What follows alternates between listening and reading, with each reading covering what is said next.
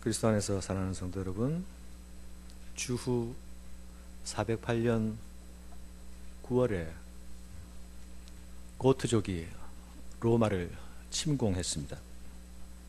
1000년 동안 외세의 침입을 받아보지 못했던 로마는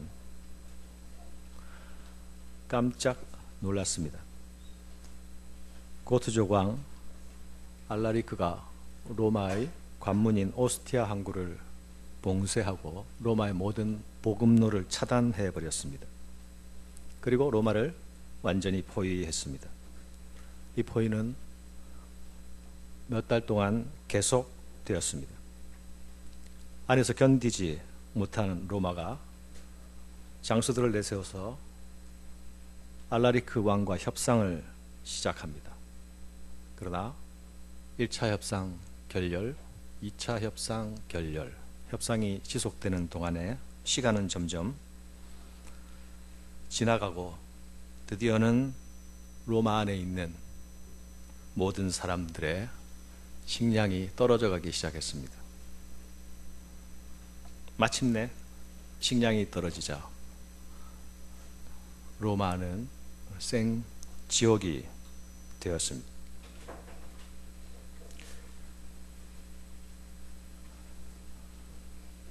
410년 8월 24일 밤 로마가 무력해진 것을 확인하고 군대가 도시 안으로 진격해 들어갑니다. 그리고 그들의 말발굽에 의해서 로마는 모든 것이 초토화되고 모든 것이 침탈당하는 쓰라린 경험을 하게 되죠. 이 경험은 로마만의 충격이 아니었죠. 당시의 모든 세계가 엄청난 충격에 빠졌습니다. 무너지지 않을 것 같은 도시 로마의 함락, 제롬이라고 불리는 우리 기독교에서 중요한 불가타 역을 번역한 분이죠. 히에로무니스라고 부르긴 하는데, 이분은 로마의 함락을 듣고서, 함락 소식을 듣고서 이렇게 말했습니다. 온 세상의 것을 다 빼앗아 오던 로마가 누구에게 빼앗기는 일이 생기다니. 그리고 또한 이 로마의 함락은 어거스틴에게도 충격을 주었죠. 그래서 이 충격은 소위 어거스틴이 신의 도성이라는 책을, 하나님 나라에 관한 책을 저술하게 되는 배경이 됩니다. 로마의 몰락과 같은 동일한 일이 예루살렘에서도 일어났습니다. 바벨론 왕 느부갓네살이 예루살렘을 공격하죠. 예루살렘은 요새화된 도시였죠. 쉽게 공략할 수 없는 돌 암벽 언덕 위에 세워진 도시입니다. 방어하기에 좋은 지형적 조건을 가지고 있습니다. 그런데 이 공격하는 군대는 성 외곽에서 성으로 들어오지 않고 성 외곽에서 토성을 쌓아서, 옛날 공성 방법이죠. 토성을 쌓아서 성벽만큼의 높이까지 토성을 올립니다. 그리고 그 토성 위에서 공격을 하는 거죠. 예루살렘은 포위해 놓고 딱 가둔 다음에 외부에서 공격을 하면 시간만 지나가면 입만 열리면 다 먹을 수 있는 그런 게 되는 거죠. 포위된, 갇혀있는 예루살렘은 처음에는 용기 있게 대항했죠. 바벨론의 현대화된 무기도 겁내지 않았습니다. 바벨론의 공격이 헛된 공격이라는 걸 증명하기 위해서 모든 노력과 수단을 다했습니다. 그런데 이 공격과 대치는 18개월이나 계속되었습니다. 그리고 끝내 주전 587년 예루살렘은 함락되죠. 이 18개월이라는 포위 기간 동안에 예루살렘 안에서 어떤 일이 일어났을까? 밖으로는 모든 것이 봉쇄되고 모든 공급이 차단된 상태에서, 그것은 우리가 애가에서 간간히 나타나는 바와 같이 상상할 수 없는 끔찍한 일, 자비로운 어미들이, 여기서 그냥 어미가 아니라 나쁜 어미도 아니고 보통 어미도 아니고 자비로운 어미들이 자기 자식을, 끔찍한 일이 벌어지는 것입니다. 이것은 산자에게도 고통이고 죽은 자에게도 고통이고 목격한 자에게도 고통이고 모든 사람에게 고통인 것이죠.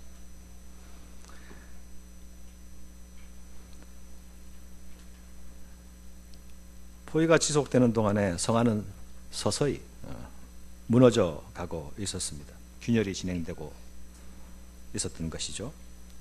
노인과 아이들이 먼저 죽어갔습니다. 엄마 품에 저절벌던 아이들은 조용히 잠들어갔고 움직일 수 있는 성인들은 자신들의 생존을 위해서 모든 방법과 수단을 동원했습니다. 이런 상황에 이르게 되면 평상시에 가지고 있던 모든 상식과 모든 개념들이 다 무너지게 되죠. 삶의 자리가 파괴되는 것입니다. 그리고 혼란과 공포가 찾아옵니다. 사람의 모습을 상실하고 사람이 얼마만큼 추해지고 악해질 수 있는지가 여실히 나타나죠. 그야말로 생지옥을 경험하게 되는 것입니다. 제가 오래전에 북한 탈북 형제들을 중국에서 만나고 교제할 때에 그 고난의 행군 때 탈북했던 형제들과 일주일씩 이렇게 몇 차례 지낸 적이 있는데요. 그 잠자리에 누워서 제법 친해진 다음에 제가 잠자리에 누워서 울었습니다. 들리는 소문에 굶주림 때문에 소위 사람을 먹는 일도 벌어졌다고 하는데 혹시 그것을 보거나 경험한 적이 있냐? 그런데 제 시선을 피하면서 그렇다도 아니고 아니다도 아니고 답을 하지 않고 침묵으로 일관했습니다. 그 속에서 제가 굉장히 잘못했구나. 그 상황을 떠올리게 하는 것만으로도 엄청난 고통을 수반하는 일이구나. 우리가 아는 대로 당시 1차 핵 위기 이후에 고난의 행군 시기에 북한의 아사자가 최소 150만 명에서 최대 400만 명 정도가 굶어 죽었다는 거죠. 가만히 굶어 죽었겠습니까? 온갖 모양의 처참한 상황들이 벌어지는 가운데서 생명들이 죽어간 것입니다. 예레미야 애가는 이런 비참한 상황을 경험하고 그 가운데서 노래하는 통곡의 노래가 예레미야 애가입니다. 하나님의 성 예루살렘이 무너지는 것을 하나님의 사람이 목도합니다. 약탈과 파괴가 목격됩니다. 사람들이 겪는 생지옥을 그대로 지켜봅니다. 고통은 슬픔이 되고 슬픔은 다시 노래로 변합니다. 애가 전체가 시로 되어진 책이죠. 시도 아주 완성도 높고 짜임새 있는 시입니다. 그런데 이 시는 아름다움을 노래한 시가 아니라 고통과 절망을 노래하고 있는 시죠. 시가 노래가 되는데 그 노래는 장송곡이 되고 그 노래는 곡성이 됩니다. 이 예레미야 애가는 오늘날에도 교회에서 공식적으로 읽혀지는 책이기도 합니다. 유대인들은 주 70년 예루살렘의 함락, 디도 장군에 의해서 함락된 그날을 기념할 때에 회당에서 모일 때마다 그때를 기념할 때에 이 예레미야 애가를 함께 낭독합니다. 로마 가톨릭 교회와 성공회도 고난 주간에 이 예레미야 애가를 공식적으로 낭독합니다. 그런 측면에서 보면 우리 생명의 말씀의 편집, 고난 주간 직전에 한 주 동안 애가를 묵상하도록 이렇게 계획한 것은 사려 깊은 배려가 있었다고 여겨지죠. 유대인들은 이 애가를 통해서 무너진 성 예루살렘의 멸망을 기억하지만 교회는 이 애가를 통해서 그리스도의 고난을 기억하는 것입니다.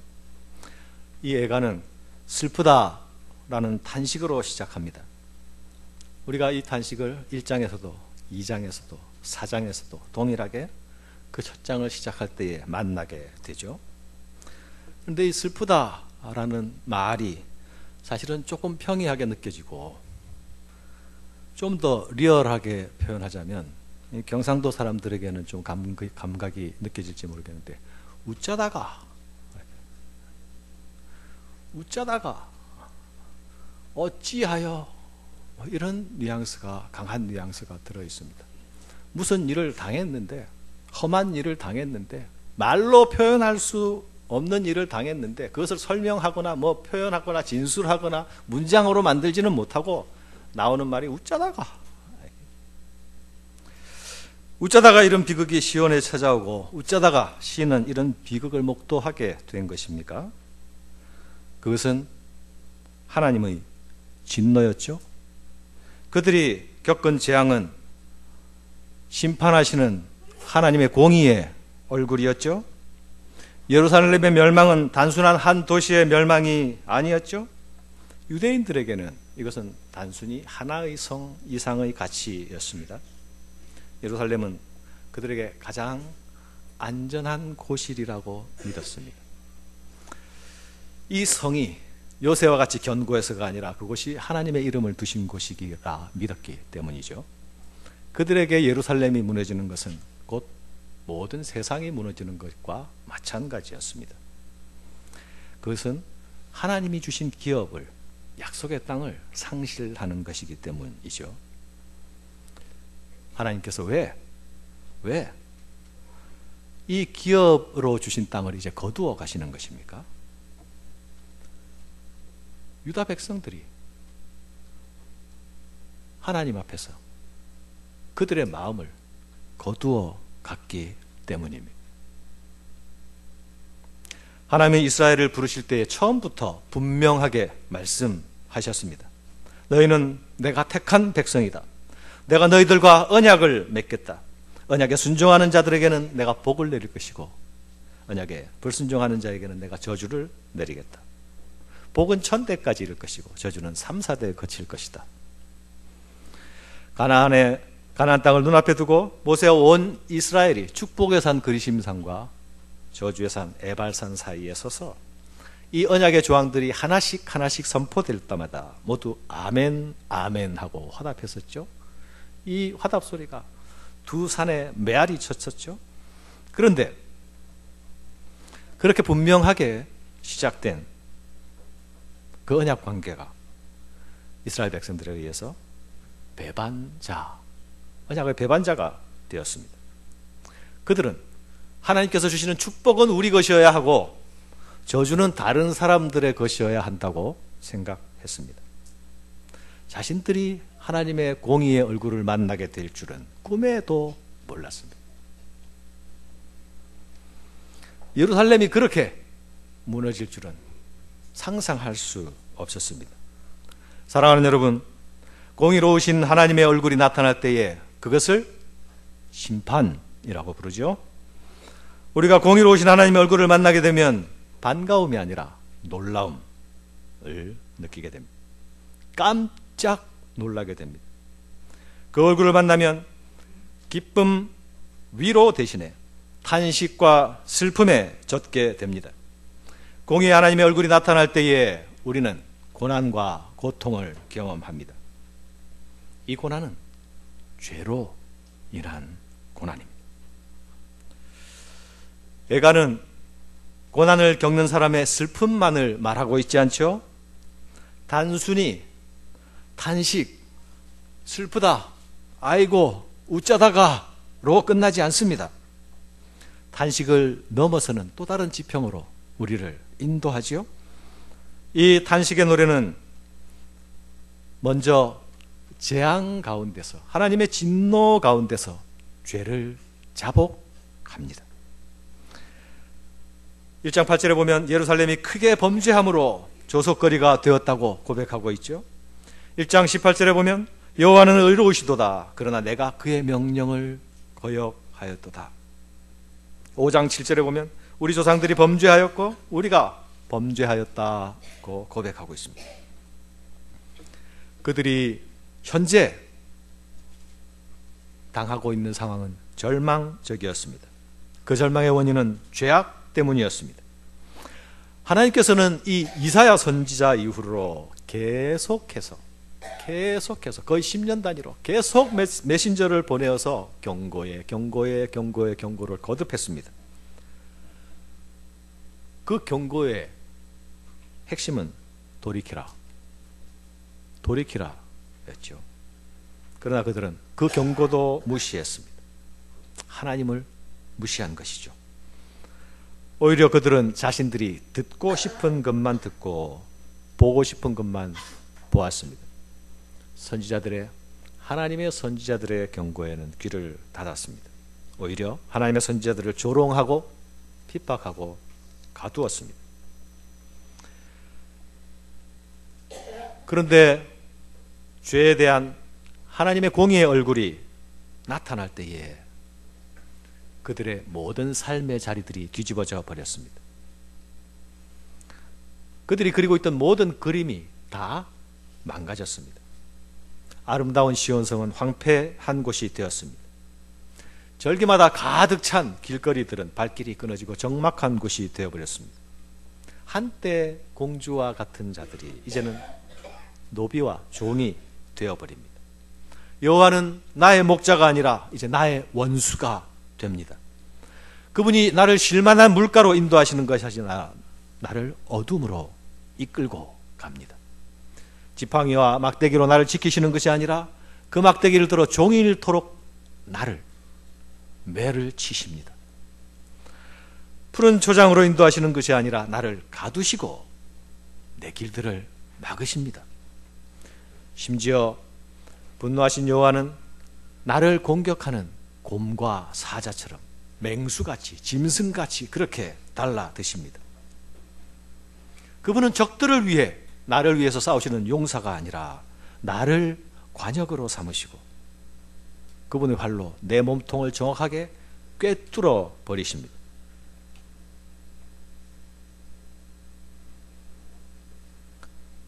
하나님으로부터 샬롬이 와야 하는데 그분이 모든 평강을 거두어 가 버리시는 것입니다. 사랑하는 여러분, 여기서 주목할 사실이 하나 있습니다. 그것은 이 모든 망가진 그림들, 정상적인 것에서 모두 역전되어 버린 상황의 결정적인 주역들이 바로 유다의 지도자들이었다는 사실입니다. 4장 13절에 보면 그의 선지자들의 죄와 제사장들의 죄악 때문이니 그들이 성읍 안에서 의인들의 피를 흘렸도다. 이 지도자들은 판결의 자리에서는 판결을 굽게 하고 힘없는 자들에게서는 더 이상 권리를 행사할 수 없게 하는가 하면 돈 있고 권세 있는 자들을 위해서는 그들의 유익을 위하여서 의를 굽게 만드는 하나님의 공의를 굽게 하는 일을 자행해 왔습니다. 특히 선지자들은 하나님이 주는 묵시가 아니라 자기가 만들어낸 묵시, 엉터리 묵시, 헛된 묵시를 말했습니다. 사람들이 원하는 말을 들려주었고 사람들이 좋아하는 말을 전해주었습니다. 하나님의 입인 선지자가 그 입을 하나님을 위해 사용하지 않고 고객들의 원하는 서비스를 제공했던 것입니다. 물론 그 고객 사랑은 자신의 안녕과 자신의 영달과 자신의 기득권 유지를 위해서 필요했던 것이죠. 그 결과 어떻게 되었습니까? 모든 그림이 다 거꾸로 뒤집혀져 버렸습니다. 그렇게 뒤집혀진 그림들이 자신들의 외부에만 펼쳐져 있는 게 아니라 자신의 존재 자체들도 그렇게 뒤집혀져 있습니다. 하나님의 대언자로서 백성들에게 길을 제시해야 하는 선지자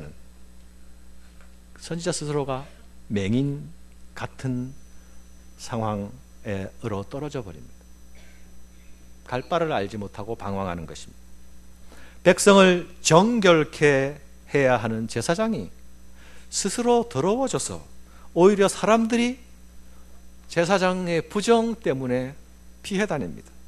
더럽다, 더럽다, 더럽다. 가까이 하지 않는 것입니다. 이렇게 완전히 역전되어 버린 슬픈 그림은 바로 지도자들의 반역과 타락 때문입니다. 사랑하는 여러분,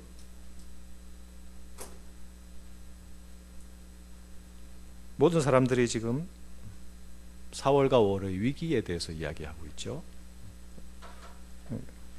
한국의 앞날이 어떻게 될지에 대해서는 누구도 짐작할 수 없는, 아마 협상의 당사자들도 짐작할 수 없는 상황에 놓여져 있다고 보입니다. 분명한 것은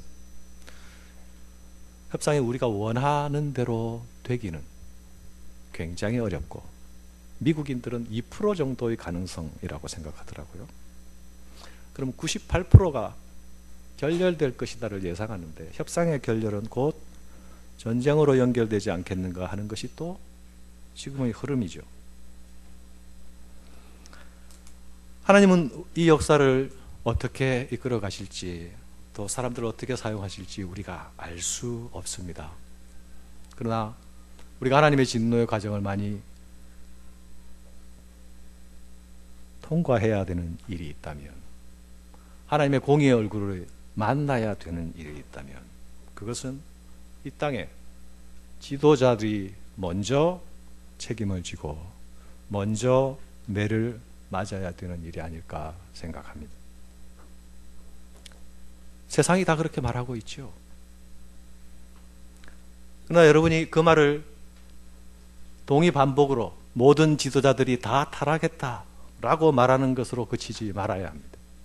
지도자들을 위하여서 기도해야 합니다. 중보하셔야 합니다. 하나님이 지도자들에게 먼저 책임을 물으시고 그들의 타락에 진노의 얼굴로 대하시게 될 때에 그 안에 의인들은 예외인가? 그렇지 않습니다. 시인은 의인에 속해 있었죠. 그러나 시인은 그 고통에서 예외가 아니었습니다. 나로다 고통당하는 자는, 여호와의 매를 인하여 고통당하는 자는 나로다 말하고 있죠. 함께 그 고통을 겪게 되는 것입니다. 사랑하는 여러분, 우리의 삶에 이런 무너진 그림, 망가진 그림, 모든 것이 거꾸로 되어버린 상황들을 만나게 된다면, 그 상황이 우리에게 임하면, 지금 혹시 그런 과정을 통과하고 있다면 우리는 어떻게 해야 합니까?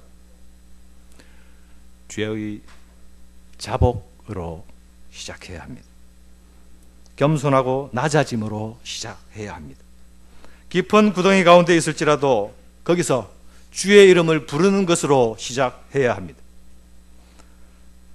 3장 55절에 보니까 여호와여 내가 심히 깊은 구덩이에서 주의 이름을 불렀나이다.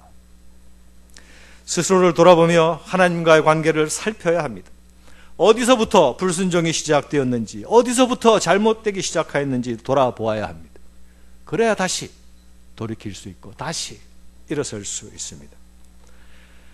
우리가 스스로 행위들을 조사하고 여호와께로 돌아가자. 우리 마음과 손을 아울러 하늘에 계신 하나님께 들자.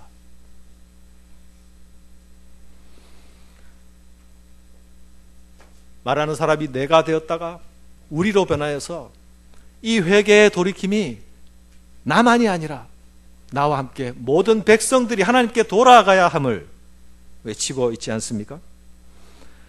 우리 자신이 스스로 돌이킬 수 있는 힘이 없음을 하나님 앞에 솔직히 고백하고, 주께서 그 돌이킬 힘조차 공급해달라고, 주께서 우리를 돌이켜 달라고 간구해야 합니다. 여호와여 우리를 주께로 돌이키소서. 그리하시면 우리가 주께로 돌아가겠사오니 우리의 날들을 새롭게 하사 옛적 같게 하옵소서. 하나님을 사랑하고 하나님의 사랑을 받던 그 시절을 기억하면서 그리로 다시 돌아가기를 소망해야 합니다.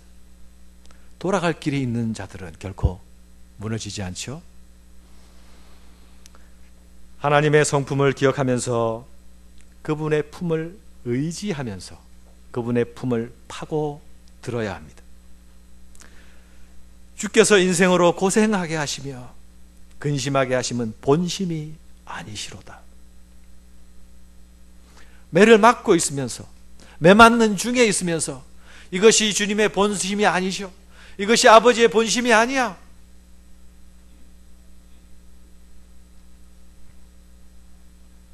사랑하는 여러분, 시므에가는 그가 당한 고난이 하나님의 심판임을 인정했습니다. 매를 맞아도 왜 맞는지 모르는 사람은 매 맞은 후에도 변할 가능성이 없죠. 요즘은 체벌을 학교에서 안 하는 걸로 알고 있으니 저희들은 학교에 가면 맞는 게 일상이었죠. 선생님이 때리기 전에 항상 하시는 말씀이 뭡니까? 너 왜 맞는지 알아? 때린 후에 하시는 말씀이 왜 맞았는 줄 알아? 그죠? 때리는 게 목적이 아니고 뭐가 잘못됐는지를 알게 하는 게 목적이다. 예루살렘의 함락을 보면서 우리나라가 힘이 없어서 이렇게 됐구나. 우리나라가 조금 더 힘이 셌으면 이러지 않았을 수도 있을 텐데. 우리나라가 힘은 없지만 외교에 실패해서 그랬구나. 좀 줄을 잘 대야 되는데 엉뚱한 데 줄을 댔네. 우리가 작은 나라지만 무기라도 현대식으로 보유하고 있어야 되는데 그걸 못 가져서 이렇게 되었구나. 여러 가지 진단을 할 수 있습니다. 그러나 그 모든 진단들 위에 하나님 앞에서 하나님과의 관계에서 비추어지는 성찰이 없다면 매우 심각하고 매우 곤란합니다. 돌아갈 길이 없는 것이죠. 4장 17절에 보니까 우리가 헛되이 도움을 바람으로 우리 눈이 상하니요 우리를 구원하지 못할 나라를 바라보고 바라보았도다. 5장 7절에 보니까 우리가 애굽 사람과 아수르 사람과 악수하고 양식을 얻어 배불리 먹고자 하였나이다. 하나님 아닌 곳에 다른 곳에서 답을 찾아다녔다는 반성의 성찰이죠.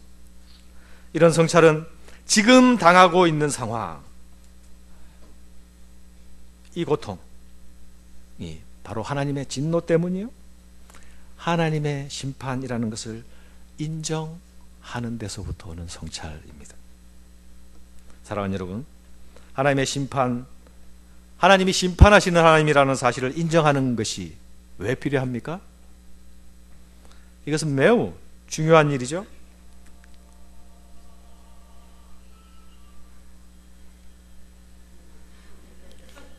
네, 부끄러워 마시고 빨리 정리해 주십시오. 아름다운 음악이 흘러나옵니다. 분위기에도 맞는 노래네요.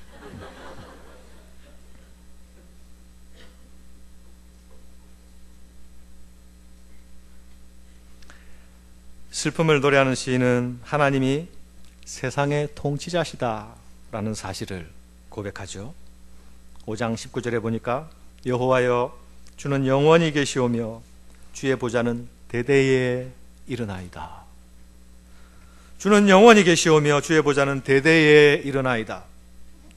영원하신 하나님이 그냥 계시는 것이 아니라 통치의 좌소에 앉아 계십니다. 다스리는 직무를 수행하고 계시다는 말입니다. 일하고 계시다는 말입니다. 잠시 일하다가 돌아가셔서 쉬시는 것이 아니라 과거에도 현재에도 미래에도 계속 지속적으로 영원히 일하고 계시다라는 것입니다. 이게 무슨 말입니까? 우리 앞에 벌어지는 모든 일은 그분의 손 안에 있다라는 고백입니다. 사람들은 이런 끔찍한 일이 일어나는 걸 보면 분명히 신이라는 존재는 없어. 혹시 있다 하더라도 그런 신이라는 존재는 분명히 선한 존재가 아니야. 왜? 이렇게 끔찍한 일이 일어나니까 이렇게 말하죠. 많은 무신론자가 내가 하나님을 믿을 수 없다라고 하는 이유 중에 하나이죠. 하나님이 이런 비극을 일으키시는 하나님이라면, 또는 이런 비극도 허용하시는 하나님이라면 그는 분명히 악한 하나님이 분명하다라고 말하기도 하죠. 여러분, 정말 그렇습니까?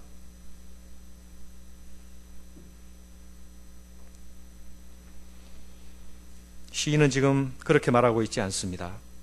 시인은 이 비극은 하나님의 심판입니다.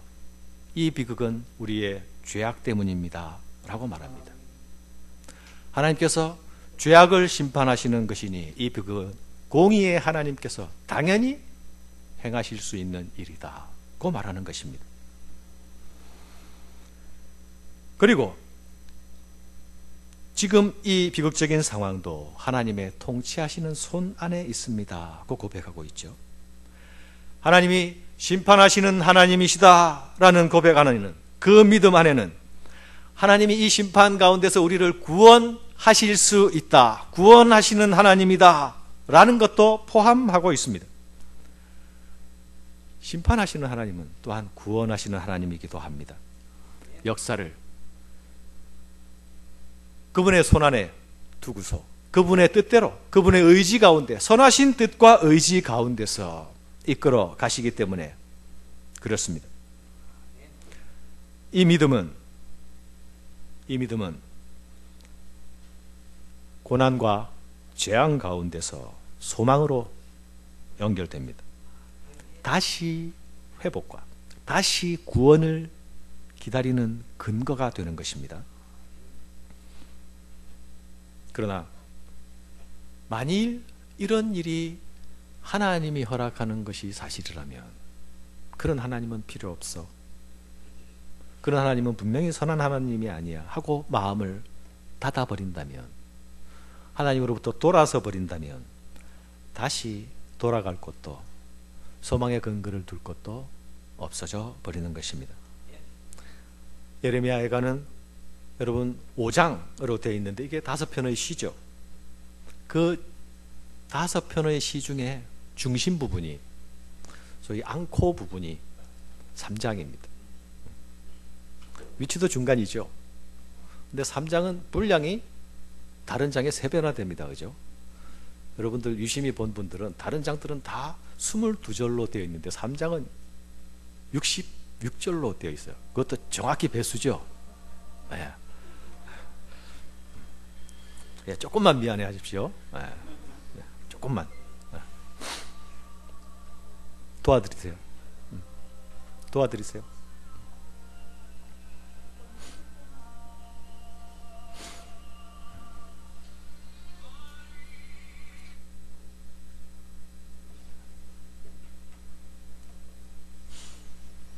보통 일반적인 문학에서는 그 발단, 전개, 절정, 결말, 이렇게 클라이맥스가 제일 뒷부분에 위치해 있잖아요. 점점 발전해서 딱 클라이맥스가 되고 딱 종지가 되는. 근데 히브리 시에서는 종종 그런 형식을 취하지 않고 클라이맥스가 딱 중앙부에 위치하는 경우가 종종 있습니다. 이 에가의 경우가 그렇죠. 여러분 1장과 2장은 슬프다로 시작하고 4장도 슬프다로 시작하잖아요. 근데 3장은 슬프다로 시작 안 하죠. 그죠? 오히려 나로다로 시작합니다. 이런 파격이 3장을 주목하게 하는 형식적인 요소죠. 여기를 잘 봐라. 내용의 덩치로도 잘 보고 파격을 보더라도 여기를 자세히 들여다보아라 입니다. 그 3장, 핵심이 되는 3장 안에 또 핵심이 바로 오늘 여기 앞에서 낭독자가 읽었던 본문입니다. 3장 1절이 어떻게 시작하고 있습니까? 여호와의 분노임으로 말미암아 고난 당하는 자는 나로다, 이렇게 시작되죠. 이제 이 시인은 관찰자가 아니라 참여자입니다. 단순히 심정적 공감으로, 심리적 공감으로 참여하고 있는 것이 아니라 자신이 직접 고난에 동참하고 있는 것으로 나타나고 있습니다. 예루살렘이 겪은 고난을 자신이 경험하고 시온의 지옥을 자신이 당하는 것으로 나타납니다. 시인은 함께 고통당하면서 함께 눈물 흘립니다. 3장 48절 이하를 보니까 내 딸 내 백성의 파멸로 말미암아 내 눈에는 눈물이 시내처럼 흐르는도다. 내 눈에 흐르는 눈물이 그치지 아니하고 쉬지 아니하며 여호와께서 하늘에서 살피시고 돌아보실 때까지니라. 이 눈물의 소리는 예레미야서에서 나타나는 눈물 이야기와 거의 흡사하죠. 그런데 이 시인의 예루살렘을 향한 눈물, 예루살렘 때문에 흘리는 눈물은 우리 예수님의 눈물과도 매우 흡사합니다. 십자가를 지시기 위해서 예수님이 마지막 예루살렘으로 입성하실 때에 예루살렘의 군중들이 예루살렘으로 입성하시는 예수님을 향하여서 호산나를 외치면서 반응하죠. 길에 가지를 던지고 옷을 던지면서 찬송하리로다 주의 이름으로 오시는 이여. 이런 환호를 예수님께서 뒤로 하고 감람산 쪽에서 예루살렘 쪽으로 오시는데 이런 환호를 뒤로 하고 예루살렘 성을 바라보시면서 예수님이 우셨습니다. 눈물을 흘리며 우셨습니다. 누가복음 19장 41절에 보니까 가까이 오사 성을 보시고 우시며 이르시되 너도 오늘 평화에 관한 일을 알았더라면 좋을 뻔하였거니와 지금은 네 눈에 숨겨져 있도다. 그러면서 이어지는 말씀은 곧 닥치게 될 예루살렘의 함락 사건 때 일어날 예루살렘의 황폐와 거기서 겪게 될 고통들을 내다 보시고 계시죠. 이 예수님의 눈물은 장차 당할 예루살렘의 멸망을 내다보시며 흘리시는 눈물입니다. 예레미야는 무너진 예루살렘을 보았고 그리고 눈물을 흘렸고 예수님은 무너질 예루살렘을 내다보시며 우십니다. 그러나 예수님은 단지 무너질 예루살렘의 성, 그 성의 멸망만을 보시며 우신 것이 아니죠. 하나님의 공의가 나타나는 죄의 심판을 자신의 한 몸에 지시게 될 터인데 그 일을 통하여서 온 세상에 평화를 주시기 위해서, 화평을 주시기 위해서, 구원을 주시기 위해서 지금 예루살렘으로 들어가시는데 환영하는 호산나를 외치는 무리들이나 그렇지 않은 무리들이나 주님이 이 길을 왜 가고 계신지에 대해서 무지하고 알지 못하기에, 평화에 관한 일을 알지 못하기에, 그래서 그들이 겪게 될, 그들이 직접 대면하게 될 공의의 하나님과 만나야 될 일을 내어다보면서 우시는 것입니다.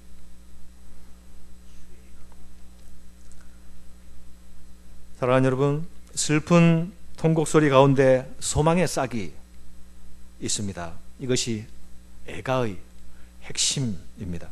단지 슬퍼하고 꺽꺽 울다가 끝나는 것이 아니라 슬픔 가운데서 희망의 싹을 발견하고 잠잠히 기다림의 자리로 옮겨가는 것입니다. 하나님은 통곡하는 하나님의 사람을 절망의 자리에서 소망의 자리로, 기다림의 자리로 옮겨 놓으십니다. 그 일이 어떻게 나타나고 있습니까? 3장 19절에 보니까 먼저 하나님께 지금 당하는 환난과 고초를 기억해 주세요 라고 하는 간구로 시작되고 있죠. 내 고초와 재난 곧 쑥과 담즙을 기억하소서. 이것이 시라는 것을 여러분 기억해야죠. 쑥, 담즙, 여기 담즙은 독초라는 뜻입니다. 쓴 식물, 지금 내가 당하고 있는 지금 나의 상황은 마치 그 쓴 쑥을 뜯어먹는 것과 같은 그런 것이니 그 고통을 하나님 기억해 주십시오. 독초를 먹는 이 고통을 기억해 주십시오.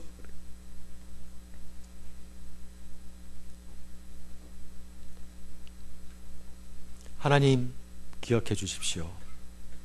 내 고통을, 우리 고통을 기억해 주십시오. 이 하나님을 향한 간구는 사실 내가 내가 당한 고통을 내가 기억하고 있는 것으로서 출발됩니다. 3장 20절에 보니까 내 마음이 이것을 기억하고 낙심되오나 이것을 내 마음에 담아두었더니 그것이 오히려 나의 소망이 되었사옴은. 여러분, 기억할 때마다 낙심되고 기억할 때마다 고통되는 트라우마라 그러죠, 그죠? 그렇지만 그것을 외면하고 눈 딱 감고 망각의 저편으로 던져버리는 것이 아니라 그렇지만 내 마음에 담아두고 있습니다. 왜? 왜입니까?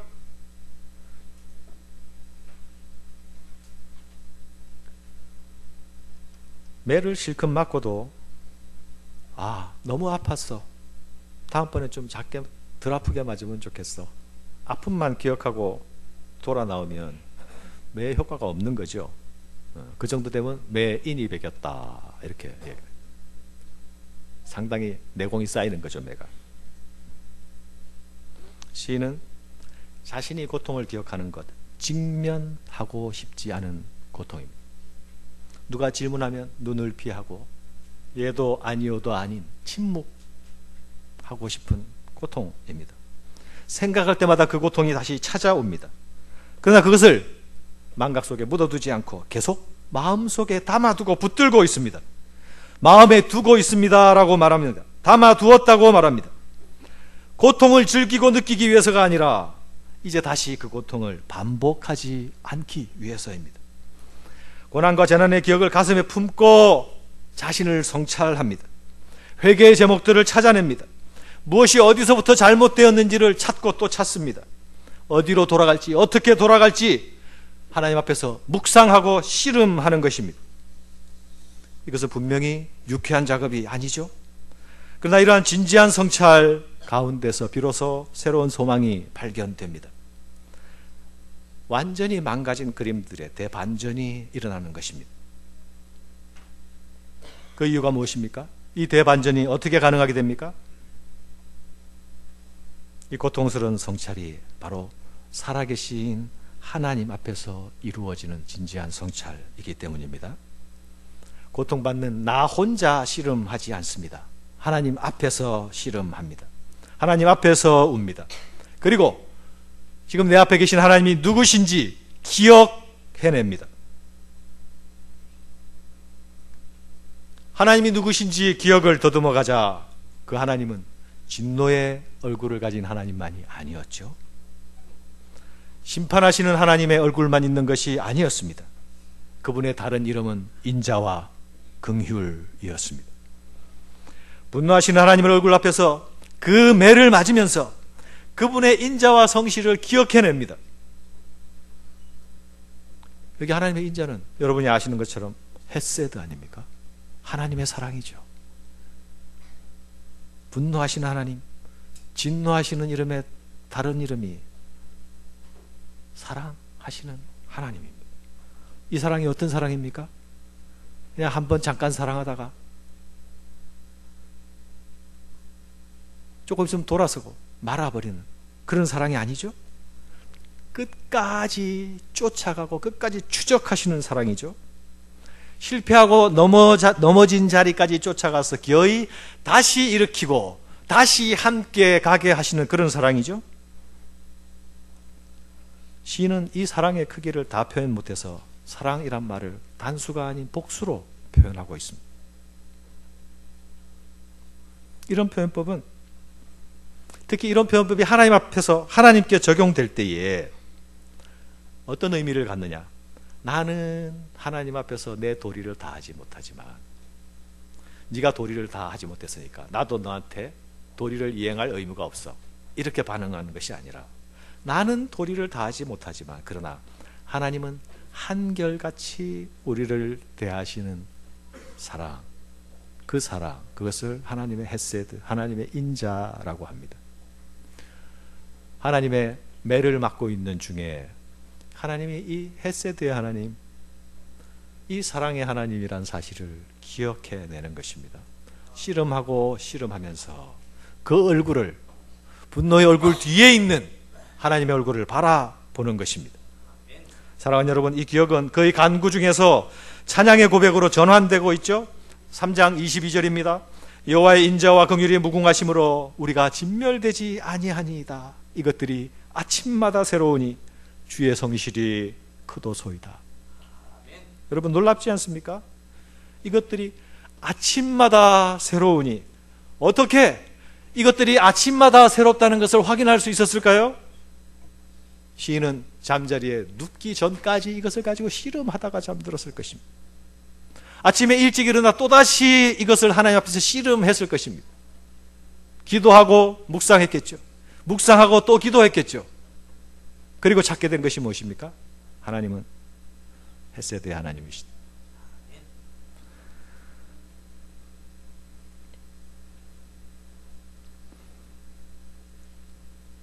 내 고난과 고초를 마음속에 꾹 담아두고 그것을 가지고 하나님의 얼굴을 구하는 일을 날마다 했던 것입니다. 그래서 아침마다 새로운 하나님의 인자와 긍휼을 말할 수 있게 된 것입니다. 사랑하는 여러분, 이런 경험을 경험하는 자들은 새로운 소망 가운데로 옮겨갈 수 있죠. 하나님께서는 이런 교제, 이런 관계 가운데서 새로운 차원으로 우리를 옮겨가시죠. 시인이 무엇라고 노래합니까? 3장 24절입니다. 내 심령에 이르기를 여호와는 나의 기업이시니 그러므로 내가 그를 바라리다 하도다. 여호와는 나의 기업이십니다. 놀라운 고백 아닙니까? 예루살렘이 무너진 것들은 그들의 기업이 무너진 것이었습니다. 그들은 그 무너진 성 가운데서 눈물 흘리고 있었죠. 절망하고 있었죠. 그 눈물과 그 절망을 두고 하나님 앞에서 씨름하게 돼서 그 씨름 가운데서 다시 알게 된 사실이 무엇입니까? 무너진 성 예루살렘이 아니라 여호와께서 나의 기업입니다 라는 사실입니다. 이 깨달음의 전환이 있기 전까지는 그의 기업은 보이는 것이었죠. 만질 수 있는 거였습니다. 화려하고 아름다웠지만 그러나 무너질 수도 있고 황폐할 수도 있는 그런 것이었습니다. 그러나 지금 시인이 도달해 있는 지점이 어디입니까? 영원하신 하나님, 그리고 불변하신 하나님, 그리고 신실하신 하나님, 헤세드의 하나님, 그 성품 안에 지금 도달해 있지 않습니까? 하나님 자체가 그 자신에게, 하나님 그분 자체가 이 시인에게 보상이 되고 하나님의 하나님 되심, 하나님의 성품 자체가 그의 소망의 내용이 되었습니다. 아직 눈앞에 있는 상황은, 객관적인 상황은 아무것도 바뀌어진 것이 없습니다. 그러나 그는 더 이상 절망 가운데 있지 않습니다. 여호와는 나의 기업이시니 내가 그를 바라리이다. 사랑하는 여러분, 시인이 하나님께 소망을 발견하기까지는 하나님의 성품을 기억하는 것만으로 충분하지 않았습니다. 자기 백성에게 진노하시는 하나님으로 나타나신 것은 정당하시다, 죄에 대해서 진노의 얼굴로 나타나시는 것은 정당하시다라는 시인의 인정과 수용이 먼저 있었습니다. 그리고 죄에 대한 자복과 회개의 간구가 있었습니다. 하나님의 부당성을 말하고 자기 정당성을 항변하는 자리에 그는 있지 않았습니다. 하나님 뭐 그렇게 시시하게 우리가 행한 대로 갚으시냐고 따지며 대항하고 들지도 않았습니다. 불의한 자를 사용하셔서 자신의 공의를 드러내시는 하나님의 행동을 인정했습니다. 의로우신 하나님께서 불의한 막대기를 사용하시냐고 따지고 덤비지 않습니다. 바벨론이라는 불의한 국가를 하나님은 유다 백성을 징계하는 도구로 사용하셨죠. 빌라도라는 불의한 자를 하나님은 십자가의 대속사에게 도구로 사용하시죠.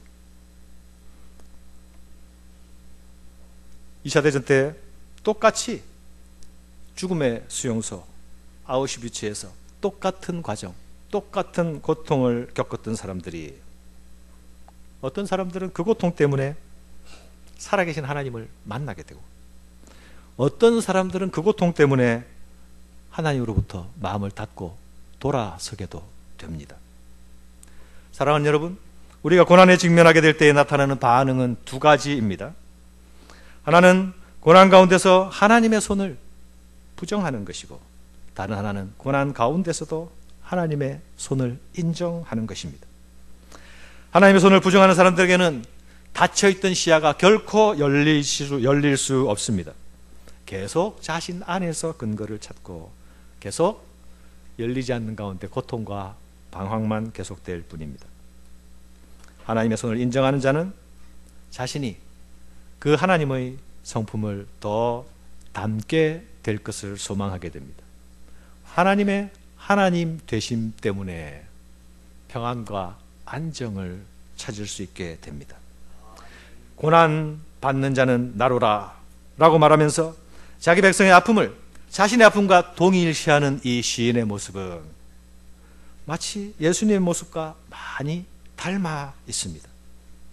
엘리 엘리 라마 사박다니, 나의 하나님 어찌하여 나를 버리시나이까. 이 외치심은 예수님이 십자가상에서 3시간 동안의 침묵 가운데서 그 마지막 침묵을 깨고 내뱉으신 말씀입니다. 예수님이 숨지시기 직전에 입을 여시고 말씀하신 첫 소리가 나의 하나님 어찌하여 나를 버리시나이까 였습니다. 십자가는 멀리 저기 하늘에서가 아니라 여기 우리 가운데서 이루어졌습니다. 그 십자가는 기계적인 대속의 원리가 아니라 실제의 고통 가운데서 이루어졌습니다. 그 십자가는 공의의 하나님의 얼굴을 피하지 않고 온몸으로 묵묵히 받아내시는 하나님의 진노의 심판을 받는 자리였습니다. 그러나 그것으로 끝이 아니었죠. 그 십자가는 하나님의 사랑이 드러나는 자리이기도 했습니다. 하나님의 하나님 되심이 가장 분명하게 증명되는 자리이기도 했습니다. 의인의 고난과 의인의 죽음은 의인의 부활로 이어졌습니다. 승리의 소망으로 새로운 지평이 열렸습니다. 하나님의 사랑, 하나님의 긍휼, 하나님의 자비가 그 십자가 안에서 풍성히 나타났던 것입니다. 한 주간 고난주간이 시작됩니다. 특별 새벽 기도회도 진행됩니다. 여러분이 새로운 마음과 새로운 자세로 하나님과의 관계를 새롭게 하는 귀한 시간 되기를 바랍니다. 기도하겠습니다. 하나님 아버지, 주의 인자와 긍휼로 우리를 찾아오시고 우리를 새롭게 하시며 주의 자비로 우리를 만지시며 이끌어 주시기를 간구합니다. 지금 고통의 자리를 통과하는 주의 백성들을 주께서 긍휼히 여기시고 그들의 눈을 열어주시며 그들을 새로운 지평으로 인도하여 주시고 그들이 하나님의 성품과 하나님의 품속으로 이끌어 주시어서 우리가 넉넉히 이기며 견디며 소망을 가진 자로 승리하며 나갈 수 있도록 주께서 우리 가운데 은혜를 베풀어 주시기를 원합니다. 회개가 필요한 자들에게 주님 회개의 영을 부어주시고 지금 돌이키며 지금 자복하며 지금 손을 두고 나아갈 수 있도록 주께서 은혜를 베풀어 주시옵소서. 주의 선하심이 우리 가운데 풍성하게 나타나게 해 주시옵소서. 예수님 이름으로 기도드립니다. 아멘.